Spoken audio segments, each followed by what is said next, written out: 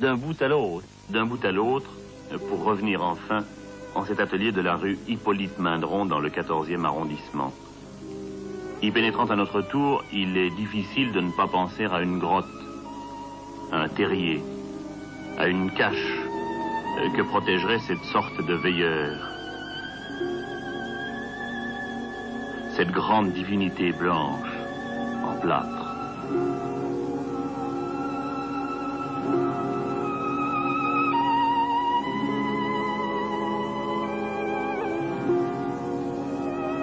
Giacometti, en entrant dans votre atelier, on est à la fois gêné et rassuré.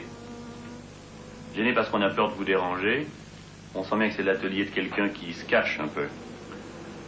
Et puis rassuré parce que comme vous continuez à travailler, même devant nous, alors ça nous rassure un peu. Ben, je me cache pas. Je me cache pas particulièrement, non. Et pour ceux que de travailler devant vous, j'en profite. Et ça me profite d'autant plus que je reprends un travail que je n'aurais pas repris depuis, peut-être pendant longtemps, non? Je ne sais pas pourquoi, à cause de la mise en scène, hein, ça me ramène à ce travail dont ça me profite. C'est moi qui en profite le plus, en tout cas, hein, de la séance. C'est un peu un jeu de patience, non? Quoi? Votre travail. Non. À vous voir. La patience? Non, pas du tout, c'est plutôt de la manie. De la manie? Plutôt manie. maniaque, je crois. Plutôt maniaque que de la patience, enfin. Ça n'est pas volontaire, c'est malgré moi. Et je me demande si, sous prétexte de travailler, ce n'est pas simplement une certaine manie qu'on a, hein, comme d'autres manies, de tripoter de la terre, sans que ça donne d'ailleurs beaucoup de résultats. Ou le résultat est presque secondaire, enfin. Puis ça n'est pas comme ça quand même. Qu'est-ce que ça veut dire, ça, ce n'est pas comme ça quand même? Oui, c'est de la manie. Mais en même temps, il y a quand même la volonté d'arriver à quelque chose plutôt pour s'en défaire. Si je fais la sculpture, c'est pour en finir. Pour en finir avec la sculpture, au plus vite. Mais cependant, vous recommencez toujours. Ben, puisque je n'arrive pas à la commencer. Jusqu'à maintenant, je n'ai jamais commencé, en fait. Hein. J'ai jamais touché, au fond. Alors, une fois qu'elle serait commencée, elle serait pratiquement finie, je crois.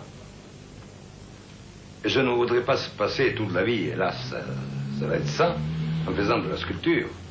Parce qu'enfin, j'ai commencé à faire de la sculpture parce que c'était exactement le domaine où j'y comprenais le moins. Alors, en fait, il fallait passer outre et faire autre chose qui me convenait mieux. Je ne pouvais pas supporter ce domaine qui m'échappait complètement. Donc, il fallait faire de la sculpture, et au fond, pour s'en débarrasser. Hein. J'espérais d'en comprendre assez vite. Assez pour faire autre chose. En fait, je n'ai encore rien compris. Donc, je suis obligé d'insister. Enfin, ce n'est pas... Il n'y a pas de choix. Donc pour vous, c'est jamais le sentiment d'une réussite? Il ne peut pas y avoir une réussite parce que réellement, ce que ça peut être aujourd'hui la sculpture et à quoi elle peut correspondre, je n'en sais encore rien. Enfin, c'était jusqu'à maintenant des essais ratés. Parfaitement ratés.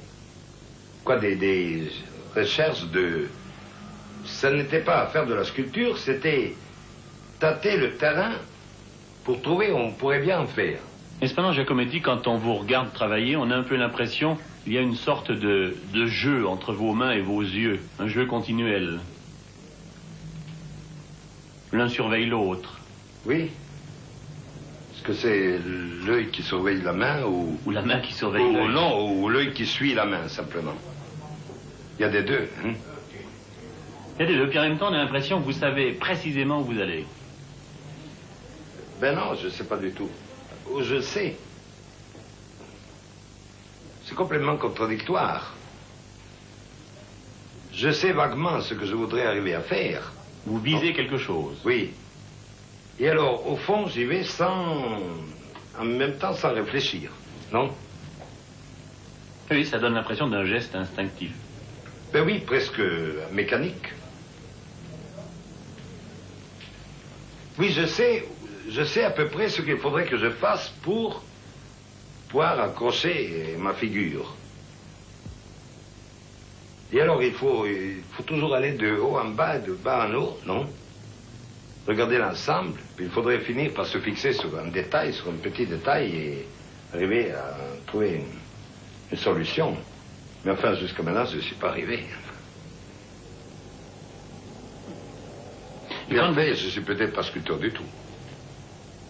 J'ai l'impression que je n'ai pas le sentiment de volume, non? Quand je regarde cette figure en face, ça m'est difficile de l'imaginer de profil ou derrière. Quand je regarde de profil, j'oublie la face. Donc ça m'est très difficile de voir un objet dans l'espace. Hein?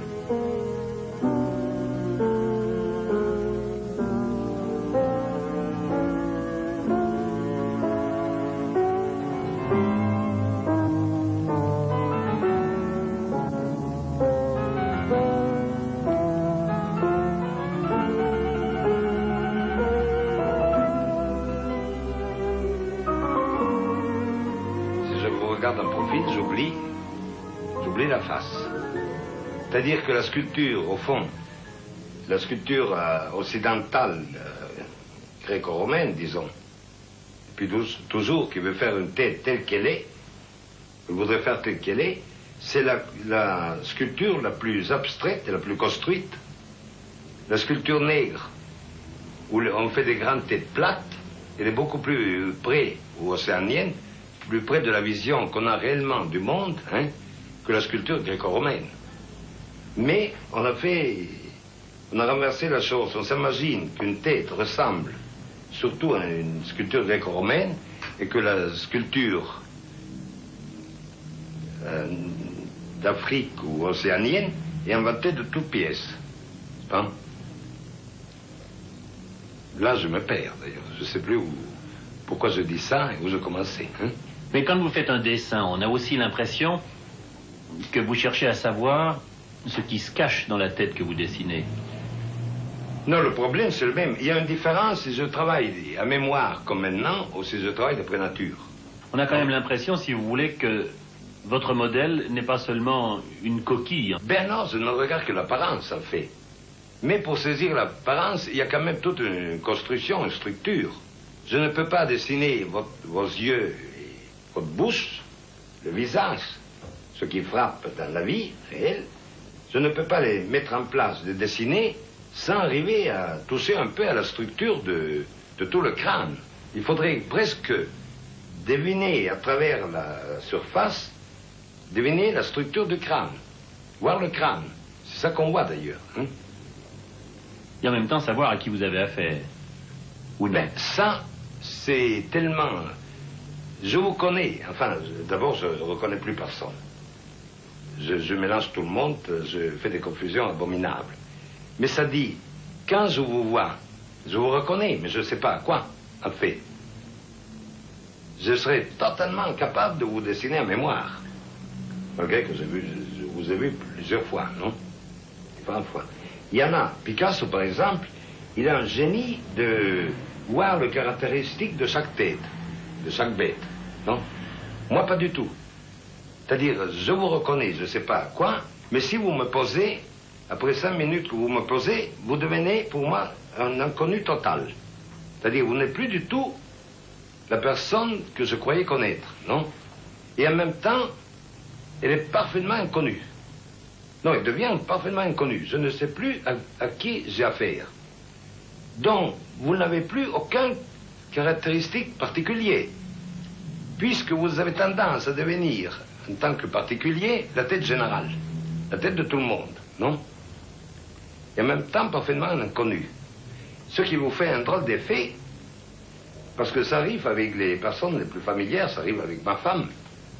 Je finis par plus la reconnaître. Mais ça, le mal, c'est que ça se répercute sur la vie. Les Blancs, les gens, la race à laquelle j'appartiens, je les vois, j'ai l'impression que je finis par les voir comme on voit les Chinois ou les Noirs, non? Vous faites défiler 10 Chinois, puis un, puis vous ne savez pas lequel c'est, hein?